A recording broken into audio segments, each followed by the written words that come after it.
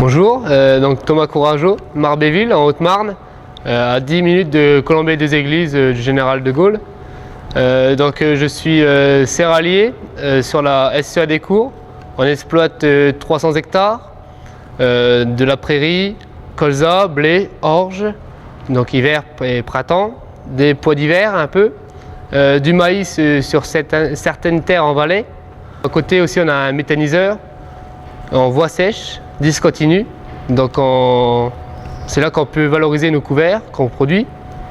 Ensuite on a aussi un atelier de poules pondeuses de consommation plein air, donc on a 21 000 poules plein air. Nous voici sur notre site de méthanisation. C'est un méthaniseur en voie sèche discontinu.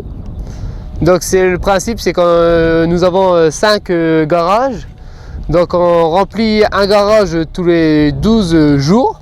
Ensuite, le garage, on le laisse fermer pendant 60 jours. Dedans, nous mélangeons de la paille, du fumier, du lisier, de la menu paille, des issues de silo, de l'ensilage de métail. C'est un mélange triticale, pois, avoine, seigle.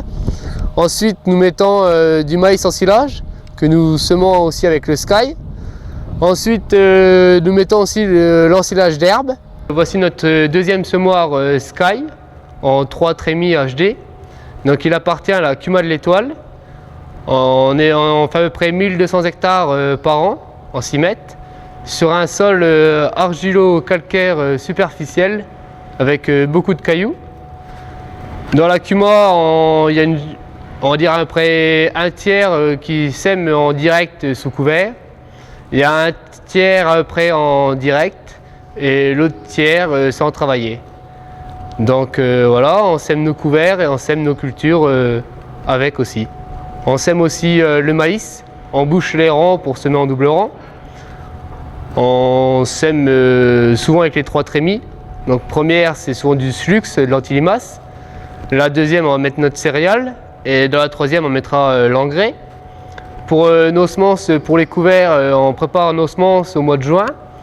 On trie les grosses et petites graines. Comme ça, pour l'été, la personne qui va semer les couverts a juste à mettre les grosses graines avec le poids indiqué sur les sacs dans la grosse trémie et les petites graines dans la deuxième trémie. L'ensemble n'est jamais décroché, le semoir reste toujours derrière le tracteur et le matin, le semoir part semer chez un adhérent. L'après-midi, il peut très bien aller chez un autre, mais toujours avec le même chauffeur. Nous avons acheté donc, le Sky, celui-ci qui a un peu plus d'1 an.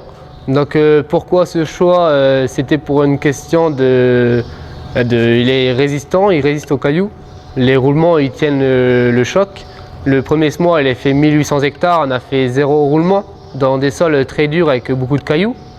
Nous arrivons à le faire rentrer dans tous nos sols. Il a aussi une très bonne performance pour refermer le sillon, ce qui fait qu'on n'a pas la graine qui reste sur le sol ou que le sillon reste ouvert. C'est aussi sa force des 3 trémies. Donc on peut très bien mettre de l'engrais comme un engrais starter, de l'anti-masse, on fait vraiment ce qu'on veut avec. Tout ce qui est pesé, c'est super simple, c'est tout électronique. Donc dans le boîtier, on rentre notre semence, on rentre la quantité ou le PMG avec le nombre de grains que l'on veut à l'hectare. Et lui, il calcule tout seul pour le débit. Ensuite, vous mettez le sac, vous appuyez sur le bouton, vous pesez et c'est fini. Donc c'est vraiment rapide et simple et c'est vraiment précis. Si l'autre avantage qu'il a, c'est pour vider le semoir le jour que vous avez mis trop de semences ou où il pleut à un endroit et puis pas à un autre, et ben on peut très rapidement vider le semoir et repartir sur un autre site. Vous repliez le semoir ou vous pouvez être en dessous et vider ça dans un big bag. Donc c'est vraiment rapide et simple. Contrairement à d'autres semoirs que nous avons eu avant, il fallait vider tout par terre puis recharger. Et avec le risque de mettre des cailloux dans la semence et de boucher les tuyaux. Pour la facilité du réglage au niveau de la CUMA, parce que comme on est plusieurs adhérents, c'est quand même mieux quand on a un réglage qui est facile et simple. Donc l'avantage du semoir là, c'est que quand on est parti pour semer du blé, de l'orge, c'est quand on va se régler la première fois, donc il y en a pour 10 minutes, voire même moins quand on est 2. Il y en a un qui dessert et un qui règle, donc ça va super vite. Donc on se règle à 5 cales en général pour semer du blé et de l'orge. Et ce qui fait qu'après, un coup que c'est réglé, la personne elle est partie, elle va très bien semer son blé dans du direct. Et si la tournière elle l'a déchaumé, elle peut pareil, elle va passer dedans elle peut très bien passer du direct à du travaillé sans rien toucher, sans rien faire depuis la cabine. Nous voici dans une parcelle qui était en blé les dernières. Nous avons semé un couvert derrière en direct et ensuite sortie d'hiver nous avons désherbé le couvert. On l'a roulé avant l'hiver, ensuite nous l'avons désherbé et nous avons semé notre orge de printemps en direct dedans. Donc c'est la planète. Donc vous êtes dans un sol argilo-calcaire superficiel. Donc c'est là qu'on voit que l'orge n'est pas très belle. Et par contre si on regarde plus derrière on voit la différence, on voit l'orge qui est beaucoup plus belle dès qu'il y a une veine de terre. Chez nous là ça fait sur 3 semaines on a eu que 28 mm de pluie.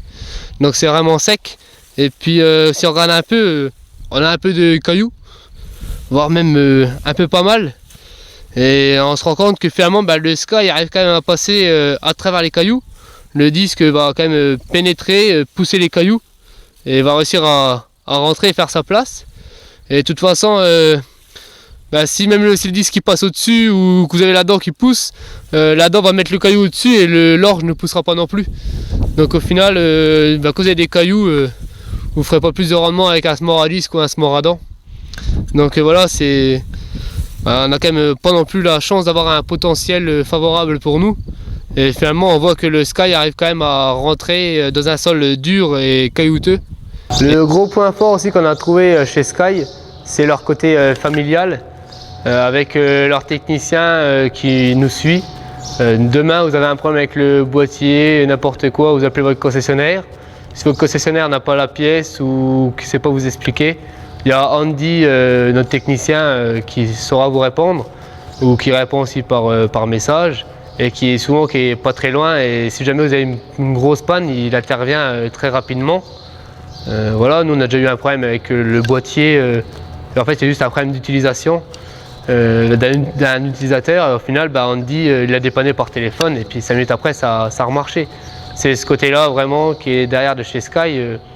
On a eu pareil un souci au démarrage avec une pièce qui nous avait lâché. Nous avons eu une personne de chez Sky qui est descendue pour nous apporter la pièce pour la changer.